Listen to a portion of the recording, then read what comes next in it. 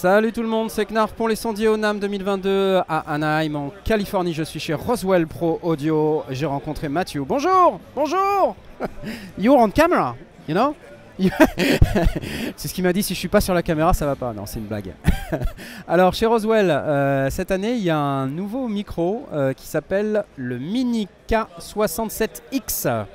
Alors, si vous vous souvenez, Asmot a fait des vidéos sur ces deux micros là, les micros Mini K47 et Mini K87, qui sont de très très bons micros, transformerless, donc de micros sans transformateur, qui coûtent pas très cher. Là, vous voyez 349, 399. Et celui-ci est un petit peu particulier puisque vous allez regarder, il y a un petit X à côté, et le X est très important puisqu'il signifie qu'il y a en fait un transformateur à l'intérieur. Donc c'est pas un transformerless, c'est un micro avec transfo, avec le même corps, la même capsule. Alors pas la même capsule justement, la capsule est une capsule K67. Alors pour ceux qui ne connaissent pas la capsule K67, c'est la capsule qui équipe notamment le micro U67 de chez Neumann. Et pour ceux qui connaissent ce micro, c'est un micro qui a la réputation d'être assez aigu, c'est-à-dire qu'il y a beaucoup d'aigus, c'est-à-dire quand on va dans les extrêmes aigus, voilà, entre 10 et 15 K, on va facilement avoir 8, 10, 12 dB de gain sur la partie haute.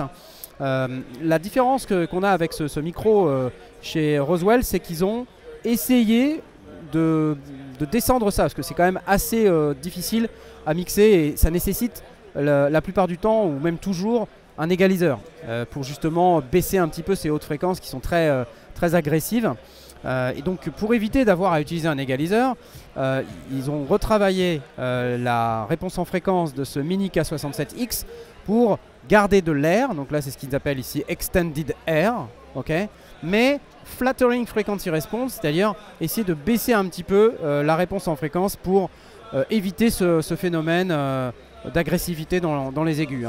Et alors pourquoi on utilise une capsule K67 notamment, la raison est assez simple, c'est pour pouvoir avoir la coloration d'un U67, de la fameuse capsule K67, parce que la capsule K67 elle équipe aussi le U67.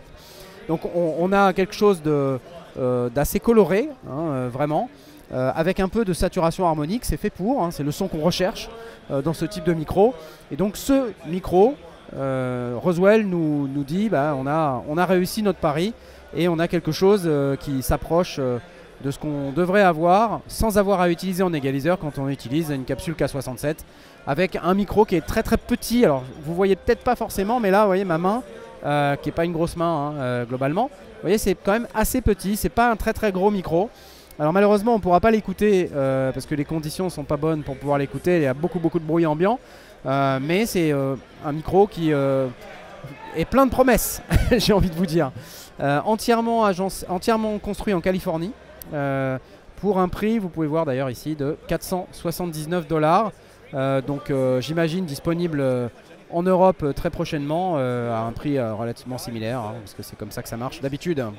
Voilà, Mini K67X de chez Roswell Pro Audio. Si vous êtes intéressé par ce micro, je vous renvoie sur le site.